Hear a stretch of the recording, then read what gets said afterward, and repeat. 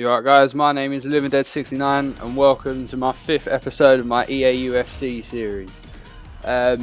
If you just saw at the beginning of the video, my record's 7-2 I think it was. Going into my 10th fight and it's GSP against Anthony Pettis. Should be a decent matchup, GSP obviously being one of the best pound for pound fighters in the world. And Pettis, he's just got some amazing stand-up, throws punches and kicks from everywhere, and he's a great all-round player on this game.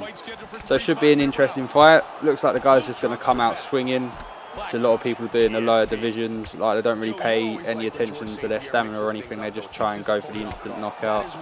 Whereas I'm just going to try and pick my way around him. I will stand there and blow with him if he's got low stamina, but I'm not going to stay in there for too long. As you can see, it pays off. Catch him with an uppercut and a hook as well, send him down to the floor. Just ground and pound him. Pretty much 45 seconds and the fight's over. And that's with one of the strongest fighters in the world and possibly on the game as well. So it's not all about the characters you choose on this, it's about the way you fight. So you've got to fight smart. I mean, personally in the lower divisions you can get away with being sloppy, but as I've progressed up through the belts, like the white belt, blue belt, brown belt, and I'm at this moment in time making the commentary for this video. I've just made it into the black belt division, so it should be interesting to see how I cope with the top quality fighters. I checked the leaderboards as well, and some people have got some ridiculous records, like they've won over 1,000 fights and only lost 60. But then if you look at the weight divisions they're using, quite a few of them are sticking to light heavyweight, which personally I would assume they're just completely like, they're just using John Jones, and there's no. It's a bit like using Real Madrid on FIFA. Like you get, like the team makes up for your mistakes. And John Jones on this game, he's so OP.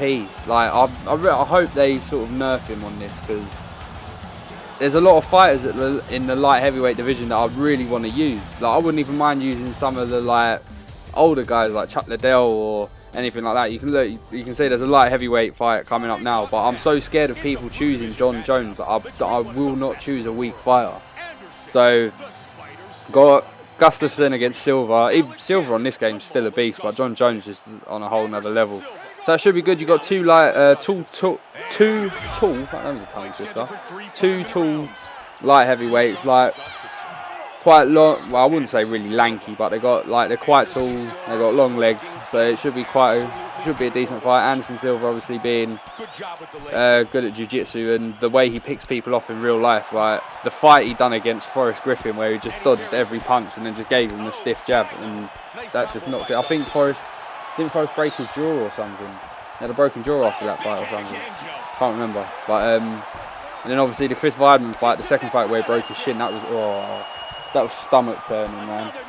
But things like that happen in MMA and especially in UFC. So it'll be interesting to see how he comes back, and if Anderson Silva will be as dynamic as he was before it happened.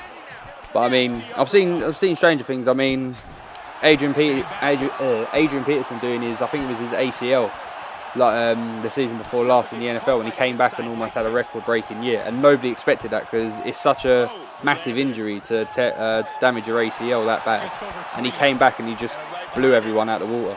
So it just goes to show that you can have a serious injury and you can still come back from it better than what you were before.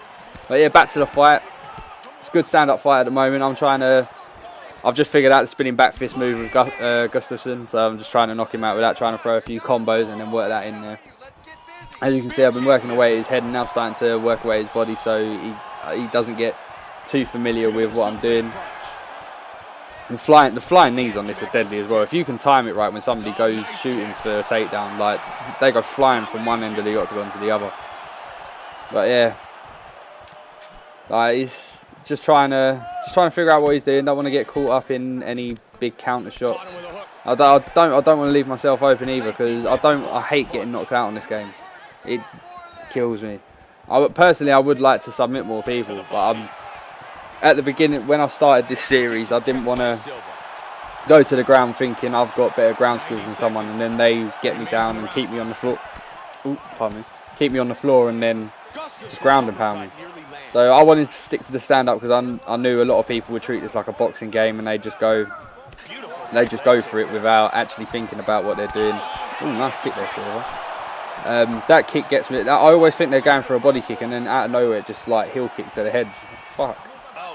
But yeah, he started to use his stamina now, and looking at it, I should have gone in for the kill there. But as I said, I was fighting smart when I first started. I wanted to keep the best record I could. Oh, nice uppercut. But yeah, he's not out of it yet. He's still on his wits about him.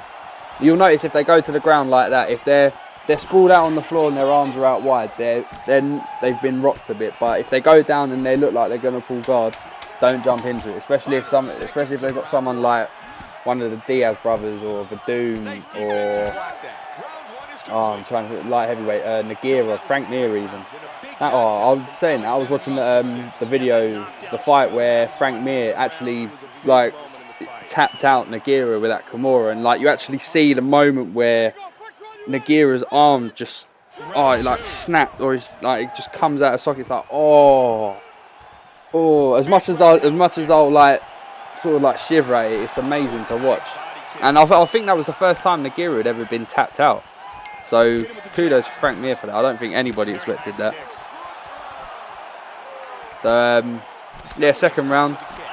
Looking to finish it now. So, throwing in a few leg kicks there, like because I've been a lot of the stand-up I was doing was mainly punch orientated. So I want to get him, I want to catch him off guard. I want to make sure he's kept on his toes and he doesn't get too familiar with what I'm doing. As you can see, strikes landed. I'm pretty sure I had more than 8 strikes landed, but hey ho. And there you go, that kick again. I always think it's going to be a body kick, and then out of nowhere, you just go straight for the head. Who is it that done that? Anderson Silva's knocked out a few people with that kick, but the one that sticks in my mind is Machida against Couture. Like, what a kick. And nobody expected it either. Oh, great knee. So yeah, he's no stamina now, so I'm gonna go for it. You gotta go for it. If he's got a red head, and he goes for the takedown. The amount of times I've used that to my benefit though, I can't even knock him for doing that. Cause that is, you would do that in a real fight. So I've got to try and get him back. Right, to no stamina and go for the knockout now, and throwing pointless kicks because I'm way too far away from him, belling. But yeah, if anybody's watching these videos and they're struggling with UFC or they want like tips or anything, just give me a shout on Twitter or leave a message on the videos. I'll help you as much as I can. Or even if you just want to fight, like if you haven't got a capture card and you want to be on YouTube or whatever, like just drop me a message. I'll sort out times and everything with you. And I'll upload a rivalry fight. It could be another series rather than just playing random people online. I'll start doing like sub matches or just what would you call them? Invite matches, invitational type things.